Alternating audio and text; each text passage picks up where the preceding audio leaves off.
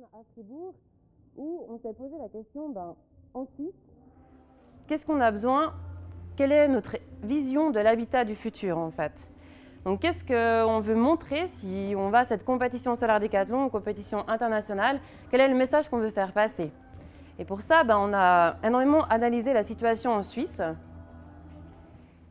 Et il y a des grandes lois en Suisse, comme la loi sur l'aménagement du territoire. On vit dans un petit pays, le terrain n'est pas infini. Il y a aussi les questions de transition énergétique. Donc oui, on consomme trop d'énergie aujourd'hui. Il faut qu'on arrive à réduire petit à petit cette consommation parce qu'on est toujours plus sur la planète. Et après, en Suisse, il y a différentes structures aussi. Il y a des habitats collectifs, il y a des maisons individuelles. Et nous, on ne voulait pas faire un projet qui corresponde qu'à un certain type de personnes ou à un certain type de milieu urbain, mais quelque chose qui puisse vraiment s'adapter dans les différentes villes. Et après, on avait plein d'ambitions et de thèmes qui revenaient chaque fois sur l'énergie, la mobilité, la gestion des eaux, d'envies différentes, parce que en tout, il y a eu 250 étudiants qui ont travaillé sur ce projet, donc 250 cerveaux qui ont des idées, qui ont des envies, et tout ça, il faut en fait arriver à le concrétiser dans une petite maison. Et ça a été en fait tout le challenge. Après, c'était aussi difficile de trouver en fait des professeurs qui étaient prêts à vraiment suivre ce projet de A à Z, parce que ça demandait énormément d'investissement. Et heureusement, il y a une association qui s'est créée. Oui, les associations sont vraiment des choses qui peuvent porter des projets et surtout porter l'esprit. Parce que c'est l'esprit d'équipe qui a permis de mener ce projet jusqu'au bout. Et c'est grâce à cette association, en fait, dont là, on voit les différents comités au fil des années. Et on a eu aussi une école, une 4e école qui a rejoint le projet par après, en 2015, qui est une école de communication. Et ça nous a aidé en fait, à mettre vraiment les mots sur nos idées et arriver à transmettre ça aussi au-delà de simplement nos écoles, mais vraiment à Fribourg et après plus tard aussi en Amérique. Oups, petit bug. Après, il fallait quand même trouver la forme du projet. Et donc, on se retrouvait en fait chaque été, chaque hiver pour des workshops intenses. Parce que quand on est 4 écoles dans 4 lieux différents, Fribourg, Genève, Lausanne, avec des étudiants qui vont de la télécommunication, la communication, architecture, ingénierie, sciences de l'environnement, qui ont tous des cursus différents, c'est assez difficile à synchroniser. Et donc, on se retrouvait de manière intense pendant les workshops. On vivait ensemble, on dormait ensemble, on était H24 ensemble. Et on vivait aussi un peu cet esprit de partage qu'on a transmis par après dans ce bâtiment. Et là, on a eu la question en fait, parce qu'on voulait à la base participer au Solar Decathlon 2016 en Europe. Et en fait, il a été reporté à une date ultérieure, indéfinie. Alors, justement, Marilyn Anderson nous a proposé de participer en 2017, donc un an plus tard, aux États-Unis. Et en tant que bon Suisse, on a fait un vote à main levée pour voir si on était vraiment motivés. Et effectivement, on l'était. On était prêts à relever ce défi, même si ça reportait les choses un an plus tard. Ça avait une certaine complexité en termes de transport. Il y avait aussi la langue. On a dû vraiment travailler notre anglais. Mais c'était un défi encore plus grand et qui nous a menés encore plus loin, en fait. Il fallait aussi un lieu pour construire la maison, donc c'est à Blue Factory qu'on a construit cette maison.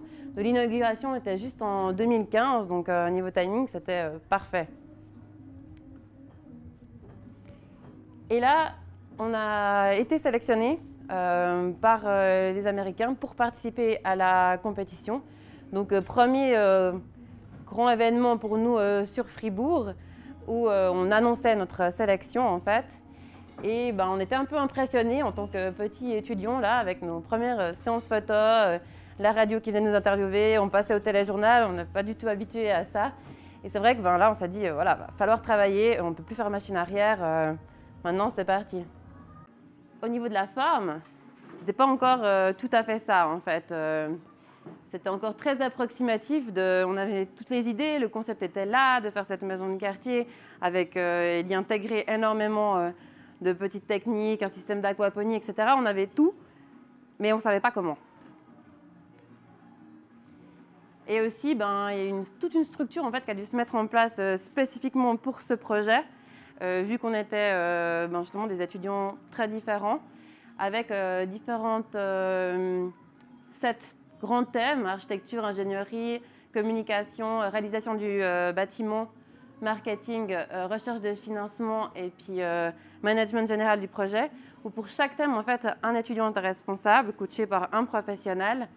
Et c'est ces 9 étudiants responsables qui se retrouvaient chaque semaine pour manager l'ensemble du projet et le faire avancer, trouver les solutions et aussi communiquer en fait, le reste à tous les autres étudiants qui ont travaillé dessus. Et là, en été 2016, enfin, on a réussi à définir la forme. Premier mock-up à l'échelle 1:1.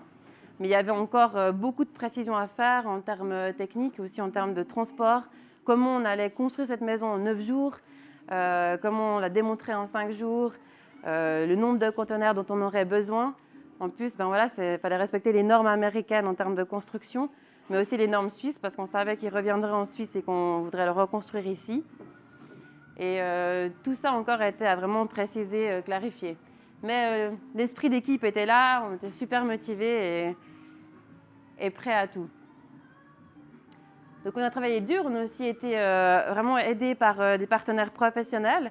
Donc ça, c'était aussi une belle expérience de pouvoir travailler sur le chantier avec des apprentis ou des professionnels du domaine qui nous ont aidés à concrétiser en fait toutes ces envies.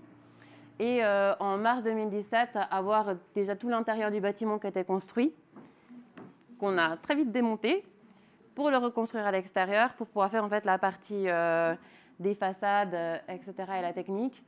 Là, ça a été une période assez intense. On a travaillé jour et nuit, mais toujours dans la bonne humeur, enfin presque. Et après, en juin 2017, là, pour nous, c'était un grand moment, les portes ouvertes à Fribourg, où on pouvait, en fait, pour la première fois, vraiment présenter concrètement nos idées au public, aux visiteurs. Et c'était un peu pour nous un challenge, le fait de faire une maison de quartier au lieu d'une maison individuelle et de savoir comment ça allait être apprécié par les gens ou pas, en fait. Et là, c'était une bonne nouvelle pour nous déjà de savoir que les habitants de Fribourg adhéraient à cette idée et on trouvait ça très intéressant et innovant. Le bâtiment construit, chouette, mais après, il fallait encore le démonter, super bien l'emballer, parce qu'il allait traverser l'océan Atlantique. Et puis, 3 ans de travail qui tombent à l'eau, ça aurait été un peu dommage. Donc voilà, on a dû mettre des déshumidificateurs. Chaque élément qui se trouvait dans les conteneurs a dû être répertorié, photographié, parce qu'on passait 4 douanes différentes pour surtout éviter qu'un conteneur soit arrêté à une douane et puis qu'on ne puisse pas en fait construire le bâtiment tout simplement.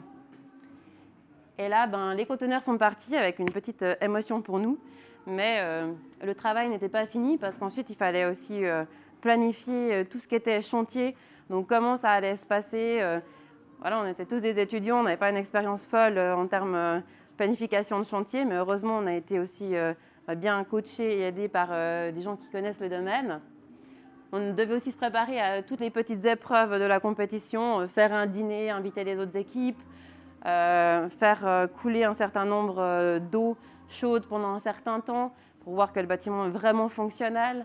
Et puis après, il y avait toute la préparation des visites, parce qu'on a eu plusieurs milliers de visiteurs en Amérique, acquis des écoles, etc. Et puis qu'on devait faire passer le message et tout ça en anglais. Et de façon un peu faire le show à l'américaine. Donc voilà, comme je vous dis, il y a un an, jour pour jour, on se trouvait à Denver. On était prêts, avec une certaine émotion. Et pour nous, en fait, peu importe ce qu'il arriverait à ce moment-là, on avait déjà gagné, en fait, gagné de toute cette expérience, de toute cette aventure qu'on avait vécue pendant ces 3 ans, qui nous a tous vraiment grandis. Et c'était que du bonus, tout ce qui est arrivé après. Alors un bonus génial, mais du bonus. Et aujourd'hui, alors l'histoire continue. Le Neighbor Hub est construit à Fribourg, au pied de la tour Cardinal. Vous pouvez y habiter pendant une semaine si ça vous intéresse d'aller tester cette maison un peu particulière. Vous pouvez aussi y faire différentes activités qui sont organisées. Et il y a une partie des étudiants qui ont créé une start-up qu'ils ont lancée il y a un mois pour en fait continuer ces idées de concevoir une ville positive en termes de durabilité et de société.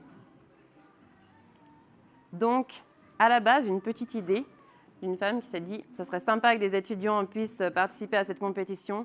Et aujourd'hui, une grande aventure qui continue encore. Merci beaucoup.